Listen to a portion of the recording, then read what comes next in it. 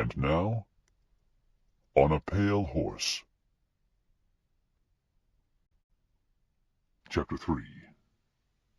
Use and Doze. Zane jumped. A man sat in the adjacent seat. He was perhaps 50, with a mustache and goatee and piercing blue eyes. He held a small double cone in his hand. "You must be immortal," Zane said after a moment of fevered thought. "In a sense," the man agreed. "I am another incarnation like fate and death." Zane studied him, suspecting that he should recognize the man, but he did not. "Who—" "I am Kronos, colloquially known as Time." He tilted the cones, and fine sand sifted from one to the other. It was an hourglass. "Time!" Zane exclaimed. "But you're young." Only that was inaccurate. "At least not old." "I am ageless," Kronos corrected him. "I realize I have been depicted by ignorant artisans as ancient, but I prefer to operate in my prime." "Did I—" "The watch—" "Yes, Death, you summoned me. I am of course attuned to all manner of chronometry, especially that practiced by key figures. You signaled me by locking the countdown on 10 minutes. Ordinarily, Death either freezes the timer where it is or resets it to gain necessary travel time. To do both is a code. Naturally, I came to see what you wished, as we incarnations do try to accommodate one another. It is, after all, one firmament." "I didn't realize I was signaling you," Zane said sheepishly. "I'm new at this. In fact, I hardly realized you existed as a person." "As a personification," Kronos corrected him. "An incarnation of an essential function of existence. Persons differ, but the role continues." "That's another thing it's hard to get used to. The notion that things like death and time are offices, not physical laws or whatever." "We are roles and offices and laws and more," Kronos assured him. "We are also human beings, and that human quality is important." "I was just trying to find out how the watch worked. There doesn't seem to be any function for the hours dial." "It records your schedule backlog," Kronos said easily. "You have recycled your next client by 7 minutes and 37 seconds. You have also placed the entire program on hold. This is, of course, your prerogative. You are Death. You can even halt the passage of all time by pulling out the center button. But if you maintain the hold more than half an hour, it will register on the hours dial as a tardy schedule that needs to be made up. If you run more than 12 hours late, overflowing the capacity of the watch, there will be an investigation by the authorities at Purgatory that could damage your performance rating." "Oh. What happens to me if my rating is bad?" "That counts as evil on your soul, shifting your balance toward hell. Of course, you are in perfect balance during your initiation period. Every office holder needs time for trial and error, but when that passes, and at such time as you give up the office for whatever reason, a negative rating could make your soul most uncomfortable." Zane was getting it straight. He held the office of death, but he remained alive, and the account of his soul was yet to be settled. "My predecessor, where did his soul go?" "He had done an adequate job, generally. I'm sure he found his way to heaven, which is the last refuge of adequacy." That made Zane feel easier. "And if I do a good job, I will go to heaven too, when the time comes?" "If it comes, you should. Since you commence the office balanced, and performance is fairly straightforward, it should not be difficult for you to improve your position." "How do you know my soul is balanced?" "If it were not, Death would not have had to come for you individually." Zane laughed. "You know, I never thought of that. My good and evil were even, so when I tried to suicide, I had to be collected by Death himself. And if I hadn't seen Death arriving, I would be dead now." "It is an unusual situation," Kronos agreed. but at the same time normal. Each death assassinates his predecessor, thereby burdening his own soul with more evil, but postponing his own reckoning indefinitely. I hardly envy your system. Your system differs? Certainly. Each office has its own mechanism of transmittal, some gentler than others, but all of us work together as required, treating one another's offices with due respect. I feel indebted to the prior death, who did me a favor on occasion, and regret that it was necessary for him to leave the office. Now I will facilitate things for his successor as he would have wished. He doesn't hate me? Zane asked, bemused. There is no hate in heaven. But I murdered him, and you will be murdered by your successor. Do you hate him? Hate my successor? I don't even know him. Your predecessor did not know you. Otherwise he would have been more careful. Zane changed the subject. I've just taken a baby. It's perfectly balanced, a uniform shade of gray. I don't know how it can have so much evil on its soul, so well integrated, or what I should do with the soul. Can you advise me? I can clarify the matter. The baby is probably the child of incest or rape, so carries the burden of intensified original sin. Such children conceived in evil do not commence life with a clean slate. Original sin? Zane exclaimed. I thought that was a discredited doctrine. Hardly. It may not be valid in non-Christian parts of the world, but it is certainly operative here. Belief is fundamental to existence, and guilt is very important to religion, so guilt does carry across the generations. I don't like that, Zane protested. A baby has no free will, especially before it's born. It can't choose the circumstances of its conception. It can't sin. Unfortunately, you do not determine the system. You only implement it. All of us have objections to aspects of it, but our powers are limited. And I don't know where to take the baby's soul. I don't know how to get to Purgatory, assuming that is the proper place. Kronos laughed. It is the proper place, and it is simple enough for you to reach. You reside there. I do? When not actively pursuing souls, you have a fine death house, a mansion in the sky. Well, I've never seen it, Zane said, nettled.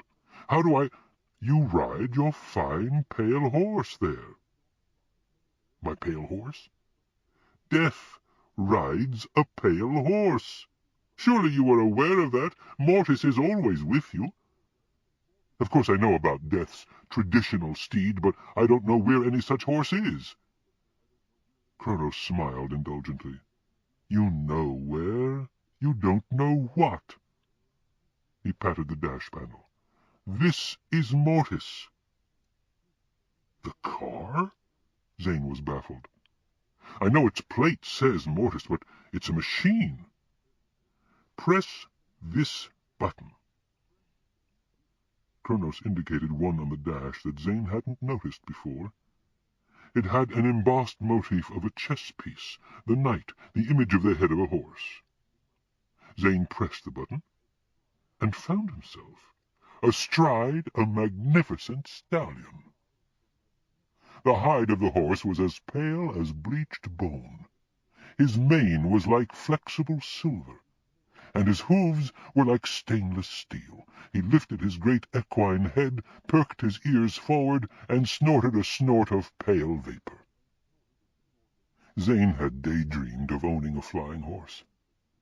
Now he knew his dream had been amply fulfilled. This horse had no wings, but he could go anywhere. "Anything else you need to know?" Kronos inquired wryly. He was seated behind Zane now. "There must be volumes of information I need to acquire," Zane said, awed by the transformation of car to animal. He had known magic and science were allied, but had never seen anything like this before. He felt the warm, powerful muscles of the horse beneath him, and was as thrilled as any child. Somehow it doesn't seem important at the moment. The moment is frozen in a certain respect, Kronos reminded him. He dismounted. I will leave you now. The hourglass in his hand flashed, and he vanished. Time flies, Zane muttered. He shook off the mood and patted the horse. You and I will get along just fine, I know. But I haven't had much experience riding, so I suppose I had better use your car form for routine city calls, unless we should go to Purgatory now. The stallion issued a snort of negation. Zane decided the horse knew best, so he did not argue the case. He looked at the saddle and discovered a button on it. Is this what turns you back into the pale sedan? He inquired, touching it. Abruptly, he was back in the car. Good enough. He would have more to say to Mortis the horse, much more, in due course. But now, duty called. He punched the start button on the death watch, noting that half an hour now registered on the hours dial. He would have to make up that time. At least he was getting to understand the system. He oriented the Deathmobile and put it in hyperdrive. Animal to machine. Amazing, but convenient. Was the horse a robot? Or was the car alive? He would have to inquire later. At least this clarified why driving was so easy. There was an animal mind assisting it. Absent-minded people sometimes drove into trees, but that never happened to an absent-minded horseback rider, for the horse knew better. But it seemed strange to be riding inside a horse. This time he arrived in the parking lot of a big stadium. It was night, but floodlights illuminated the area so that it almost seemed like day. Zane looked closely at the gems of the bracelet to see if there were a mistake, but the cat's eye was large, the two dots juxtaposed on the grid, and the arrow pointed firmly to the stadium. So be it, Zane said. He got out and walked to the structure. The man behind the ticket window did not challenge him, taking him to be a functionary of the premises. He walked right on inside, following the arrow. The game was in session. It was professional pigskin, with banners proclaiming the teams, the does versus the ewes. The ball was on the 90-foot line of the ewes, and the girls were mixing it up in a good old-fashioned hair pull. The arrow pointed to the playing field, but there was no one in that section. The action was in the other half. Zane walked around the edge of the field with a certain difficulty, for the stadium thronged with people.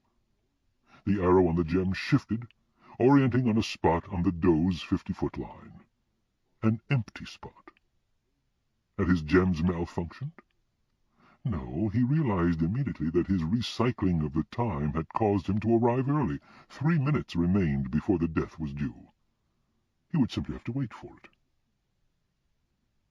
Zane took a seat on the convenient bench near the 150-foot line. Several ewes sat on it. Big, husky, well-padded young women, attractive in a violent way, with generous endowments wherever he looked. The nearest one glanced at him, did a double-take, then realized she had suffered a delusion and turned away. After all, no one saw death sitting on the player's bench at a pigskin game. The does were pressing hard. They wore bright blue suits, whose protective padding accented their female qualities enormously. To Zane, it was really too much. Even prize-winning milking goats lacked udders as massive as these appeared to be. Maybe he was too close. In times past, watching television, before his set was repossessed by the finance company, he had admired the pig proportions. The doe quarterback snatched the skin and faded back for a throw. She heaved it forward just as two ewes stampeded toward her. There was a flash as the spell on the ball fought off the blocking spells and freed it to fly to its target. The receiver levitated at an angle, surprising the defender who had evidently anticipated a bring-down spell. The doe caught the missile with a cry of glee, clutched it to her massive bosom, and cannonballed to the turf, plowing up a divot. It was a beautiful play, and the audience squealed. But there was a black flag. The referees striped like skunks, consulted and concluded that an illegal spell had been cast, momentarily blinding the defending U. The play was disallowed and a penalty assessed. Because the does were in field goal range, the U captain chose magic rather than footage. The generation of an adverse wind. That would last 2 minutes and should be enough to foil the drive. The does pressed on determinedly. Their fans in the crowd encouraged them. "Dose! Dose! Dose!" they bawled. Zane thought they were yelling for the team until he saw the name of the quarterback on the marquee and realized that her initials were O.D. Naturally, she was called the Dose. Now he remembered seeing her play when he was alive and had his TV. O.D. took the skin and made an end run, skillfully fending off tacklers with a series of legal straight-arm spells. But as she crossed the scrimmage line at the near side of the field, someone caught her with a dishabille spell. Suddenly she was naked, or at least visible. Zane realized that her uniform had been rendered invisible so that she was physically protected, though visually exposed. She really was a fine, healthy woman under all the padding. The cheers of the crowd redoubled. O.D. looked down and discovered what all the shouting was about. She blushed to the waist, not with embarrassment, but with fury. When the next U tackler came, the Dose grabbed her by the hair and whirled her halfway around. The U reciprocated, grabbing O.D.'s hair and spinning about, trying to use the hank of hair to haul the woman over her shoulder in a judo throw. But the Dose turned around herself, hauling back. The two spun in a circle back to back. "Dos a dos!" the crowd screamed, deliriously delighted by the extracurricular action and its own wit, and the band struck up a dancing tune. Indeed, it was very much like a dance, and soon others were emulating it, until the spoil-sport officials broke it up with a riot control enchantment and wrestled the girls apart. Naturally, there was a penalty flag when the dust settled. Hair-pulling was not nice. The Does lost more ground. The quarterback retired from the field to get a counter spell for her uniform to restore its visibility. The kicking team came in, chuckling. Apparently the nudity spell was not illegal, since it had not hurt Dose physically and, probably, not socially. A number of fans were slavering. "That quarter B sure ain't no half A," someone shouted. The magic wind caused the field goal attempt to fall short. The U's were given the skin on the 50-foot line. They wasted no time. Their first play was a run through the center that gained 35 feet. There was no magic about it. They had sneaked through a mundane play, and it had worked, causing the opposition to waste its counterspells. Then the Doe defense grew tougher. Anti-magic blocked magic, and the stout pursuit stiffed the U offense. It looked as if the U's would have to punt, and their 2-minute penalty wind had died, so the ball would have no extra carry. Their fans and the audience were silent. Suddenly there was a break. The U quarterback launched a desperation toss, buttressed by a levitation spell that hurtled 120 feet. The receiver closed on it, and the defending Doe, number 69, shoved her out of the way and intercepted the ball. There was an exclamation of admiration from the Doe fans, and the Doe cheerleaders went crazy, for an enchantment of obscuration had concealed the foul from the officials. But there was a bleat of purest wrath from the U's. They turned, galloped down the field, and tackled number 69 so hard she flipped endwise in the air and landed in a heap. Now there was a hush, for 69 did not rise. The team doctor rushed over to examine her. Abruptly, Zane remembered his job. His watch had zeroed, and the arrow pointed at the fallen Doe. He hurried out, knowing she was done for. He didn't even pause. He squeezed between oblivious players, squatted beside the body, and hooked out the soul. No one seemed to notice. Number 69, who had been quivering as if in terrible pain, relaxed. Now she was dead, and it was a relief, for her neck was broken. Zane walked away, folding the soul as he went. He knew he should not have allowed himself to be distracted by the game. That was unprofessional. Because of his neglect, the woman had suffered as much as a minute longer than she should have. Unprofessional? Who was he to fancy himself a professional in this grim business? Still, he did have a job to do, and he might as well do it properly. At the very least, he could do it in a manner that relieved distress rather than promoted it. His watch was counting down again. He had 5 minutes. He hurried to the Deathmobile, climbed in, started it, oriented it, and hit the hyperdrive button so hard he bruised his finger. Yes, he was angry with himself. He resolved never again to allow extraneous events to divert him from proper attention to his client. He brought out the 2 analysis gems to review the new soul, but in his unsettlement he dropped one. By the time he picked it up from the floor, he knew the reading had been invalidated, and he didn't want to start over. There would not be time for a proper job now. He folded the soul away for future handling. Then, idly, he passed the brown gem down his own body. It glimmered. It was reading his living soul. Well, why not? The stone was concerned only with the evil in a given soul, not with its state of life or afterlife. Actually, the soul was eternal. It was only the body that died. With these stones he could assess the balance of good and evil in any person, living or dead. How did his own tally stand? Zane knocked his forehead with his hand. He was an idiot to check his own soul, since he knew it was 50-50, and would remain so until his trial period in this office was done. Like the illegitimate baby, circumstance had locked him in. Yes, he had reason to do his job well, however unqualified he might be for the office. His soul remained in peril of damnation. He hadn't really worried about that during his normal life, but now that he was sure that hell was really literal, he cared. He didn't want to go there when he died. All he had to do was a good enough job so that his soul would be slated for heaven. Then he wouldn't have to fear eternity at such time as he got careless and was sent there forcefully. The car stopped in another parking lot. This appeared to be a school. Zane got out and followed his arrow through the comb-like serrations of the building complex.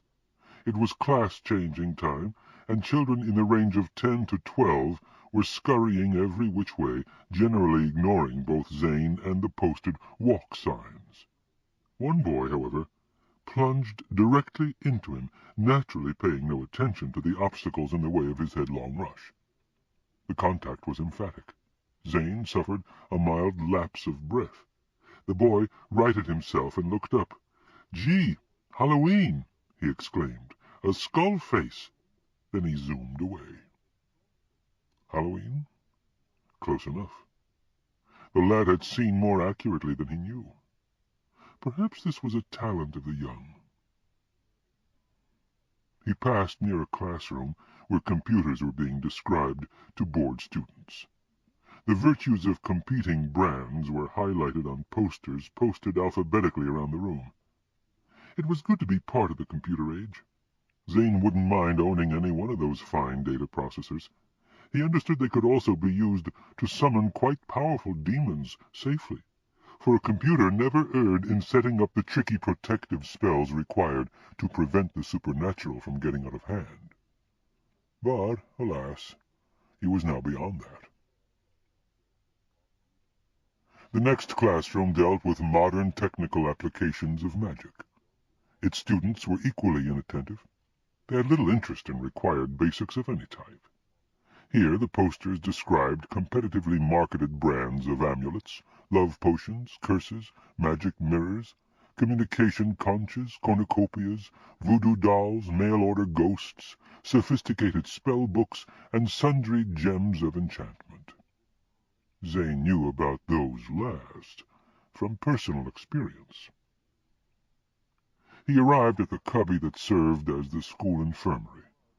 There was another boy the size of the one who had bumped Zane. This boy was deathly ill. Beside him, the school's part-time nurse was on the phone, exasperated.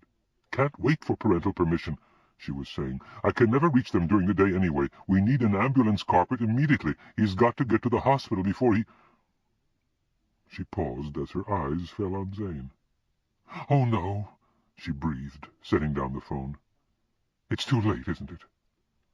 Zane glanced at the death watch. It was time. "Yes," he said. He reached into the boy and drew out his soul. The nurse covered her eyes with one hand. "I must be hallucinating," she said brokenly. "It's terrible when they're taken so young." Zane stood there, the small soul dangling from his hand. He felt guilty. Why should such an innocent child have to die? "I must do my job," he said to the nurse. "But if you would be so kind, please tell me the nature of this boy."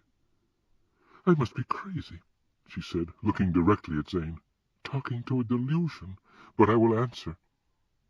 He was the youngest drug addict I've dealt with. Well, not the youngest, if you count the potheads, but the worst for this age bracket. He was hooked on anything he could get, coke, heroin, acid, magic dust, anything at all that zonked him out of dull existence. He lied, he stole, lured clients to illicit activities, anything to get money for a fix. This time he got something too strong, must have been uncut hell dust, and he didn't believe it. And Satan took him in." "Not necessarily Satan," Zane said. "His soul is in near balance between good and evil. It may yet be saved." "I hope so. He was a decent kind underneath. Sometimes we talked while he was recovering from a siege. He wanted to quit. He just couldn't control his habit. I think it was genetic, some chemical imbalance in him that threw him into an irrational depression, so he had to escape by any means available. I know he didn't want to be that way. I turned him in 12 times for his own good, and he never held it against me. But they tend to go easy on juveniles, and I should have taken stronger measures. But I kept hoping each time that he'd straighten out." Others were coming, and Zane felt it prudent to withdraw. But he had food for thought. First, he knew now that some people could see him and recognize him for his office, even if they weren't dying themselves, and even if they didn't quite believe it. Maybe it was a matter of circumstance. The nurse was in a distraught condition, ready to perceive death. And, of course, she really did care about the client. Second, the young could indeed have much evil on their souls. This boy had evidently committed heinous acts to support his drug habit. So it made sense. Had the boy not OD'd now, when the good still matched the evil in him, the balance would have shifted irrevocably, putting him in hell for certain when he died later.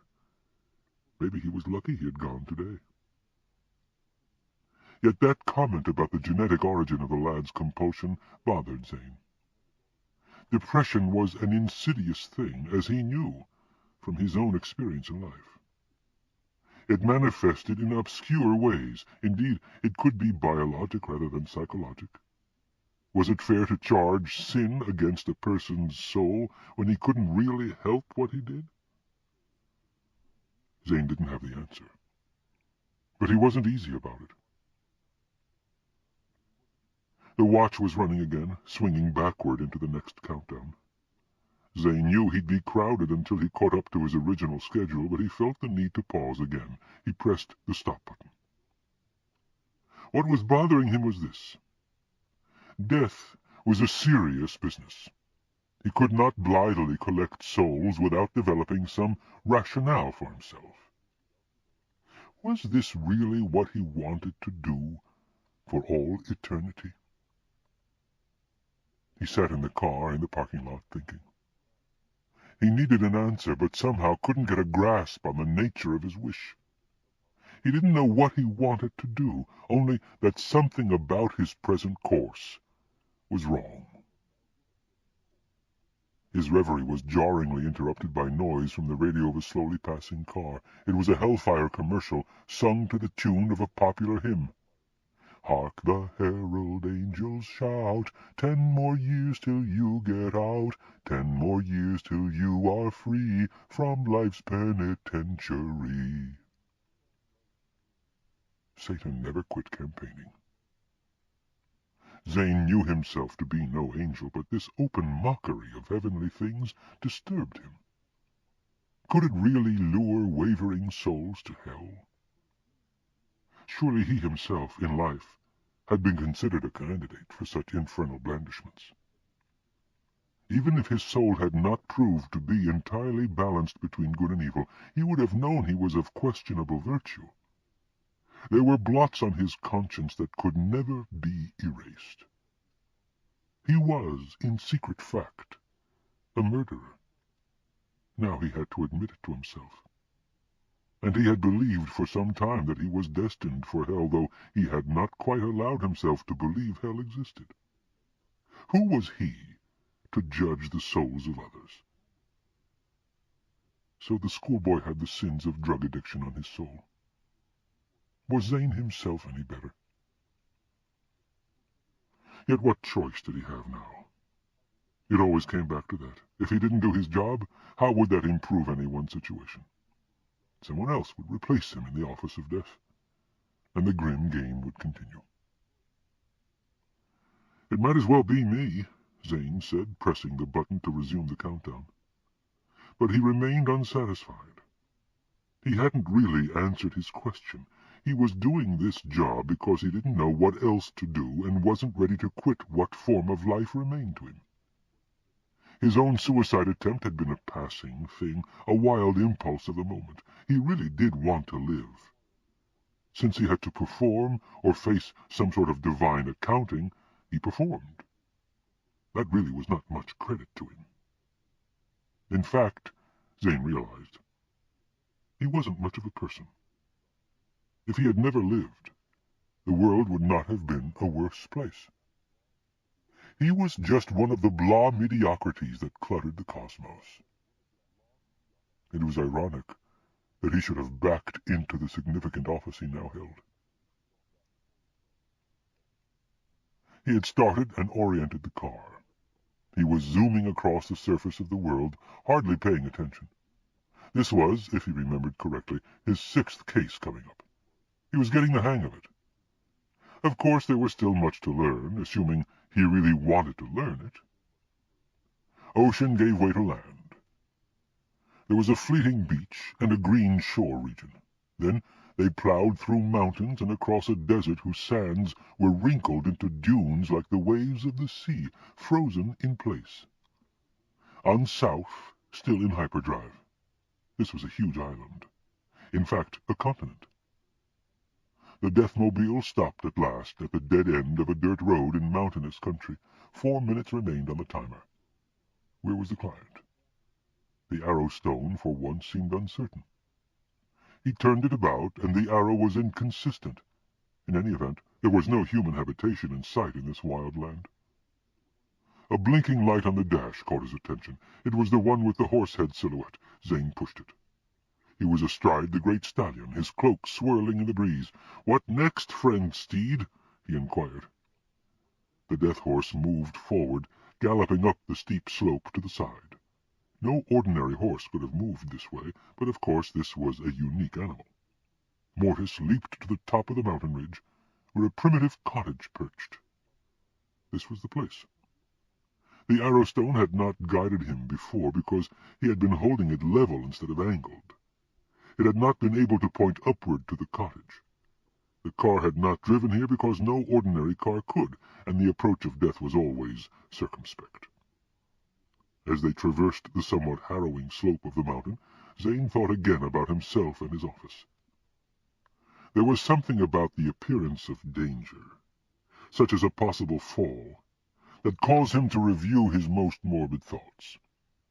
If he felt unfit for the office of death, and did not want to judge others when he knew he was no better than they were, why should he do it?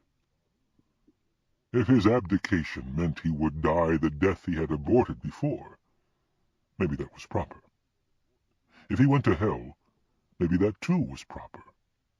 After all, he had killed his mother. He could hardly go to join her in heaven. The fact that he now clung to a kind of life had no relevance. It was fitting that he pay his penalty. Yes, that was what he had to do. "I resigned the office," he cried impulsively. "Take me directly to hell." Nothing happened. The horse trotted toward the cottage, ignoring Zane's outburst. Of course. He could not blithely resign. He had to be killed by his successor, who would probably be a client like himself, and who would turn on him. Very well, he had a client coming up. He would pass the office on to that person and be done with it. 2 minutes remained as he rode up to the cottage. A woman came out to meet him. "I'm ready, Death," she said. "Lift me to your fine horse and bear me to heaven." A woman! He had thought it would be a man, maybe with a gun. Would a woman as readily turn on him? She might need some convincing. "I cannot promise you heaven," he said. "Your soul is in virtual balance. It could go either way." "But I took poison so I could go at a time of my choosing," she protested. "I've got to go to heaven." "Take an antidote, or an emetic, quickly," Zane urged, wondering whether this was feasible. Would he have been summoned had demise not been certain? And how could she turn the poison she had already taken against him? This was not working out at all. "Extend your life and we shall talk." The woman hesitated. "I don't know." "Hurry!" Zane cried, seeing his chance slip away. If she had to die, he would not leave his office this time, and might not have the courage to make the next client turn against him. "I do have a healing potion that should neutralize it, but—" "Take it," he pleaded. Dominated by his urgency, she complied, drinking the potion. "Now find a gun or a knife," he told her. "What? Why should I neutralize the poison only to use something much more messy?" "Not for you, for me. I want you to kill me." She gaped at him. "I'll do no such thing. What do you think I am?" Zane saw that this wasn't remotely feasible. Of course she was not a murderess. He dismounted, took her hand, and led her to a patio where there were chairs and a table. "Why did you want to die?" he asked. "What do you care, Death?" she asked, wary of him, but curious too. She spoke with the strong down-under accent of this region. "Not long ago I sought to die," he said. "I changed my mind when— well, that's hard to explain. Now I want to die again." "How can death die even once?" "Believe me, death can die. It's only an office I hold, and that office can be yours if—" "This is completely appalling," she cried. "I'll not listen to this." Zane sighed. "Tell me your problem." He knew himself to be no psychologist, but he needed to extricate himself from this awkwardness he had put himself into. "My husband left me," she said grimly. "After 15 years, a younger woman. I'll show him." "Isn't it a sin to commit suicide according to your religion?" he asked. She paused, frowning. "I suppose it is, but—" "And should you do such a thing to spite him? Why match the wrong he did you with a wrong done to yourself?" "I am a woman," she said with a wry smile. "I owe more to emotion than to logic." Zane returned her smile, showing that he appreciated her humor. No woman really thought herself illogical, however strongly she might feel, but it was fashionable to seem otherwise. "But your soul is so close to balance, the evil matching the good, that these wrongs could tip you into hell. Do what you know is right, and your balance should favor heaven." "Oh, I hadn't thought of that. I don't want to go to hell." "Believe me, you stand at the very brink of it now. You have done evil before, and this—" She sighed. "It is true. I have much evil to account for. I drove him away. I suppose you know how bitchy a woman can be when she tries." "Not really.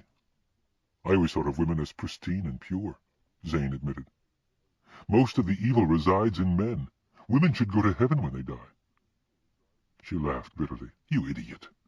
There is more sin concealed in women than in men. My husband errs because it is his male nature. I, at least, should have known better. I was fooling myself when I dreamed of heaven." "Not at all," Zane said. "I didn't say you were doomed to hell. I said you stood at the verge. Heaven is within your potential. I'm sure of this. You can redeem yourself. I'm in a position to know, for I collect the borderline souls. Go and do good with what remains of your life, and you will go to heaven." This promise is surely worth some sacrifice." "Yes, surely it is," she agreed. "But how is it you, the Grim Reaper, urge this course on me? If I live, doesn't that cost you points or something?" "I don't know," Zane admitted. "I have not held this office long. I just don't like to see a life wasted or a person damned who could be saved." "Yet you were asking me to kill you." "I see now that was wrong of me. I will make you a deal. You live, and I will live." She smiled more openly, looking rather pretty. "I'll do it. I don't need my husband anyway." Zane stood. "I regret I have other appointments. May we never meet again." He extended his hand. She took it, though it seemed skeletal. "This I will remember, shaking hands with death." Zane laughed. "That's better than what you contemplated. Also better than what you contemplated." He nodded agreement, then returned to the horse and mounted. He waved to her as he departed.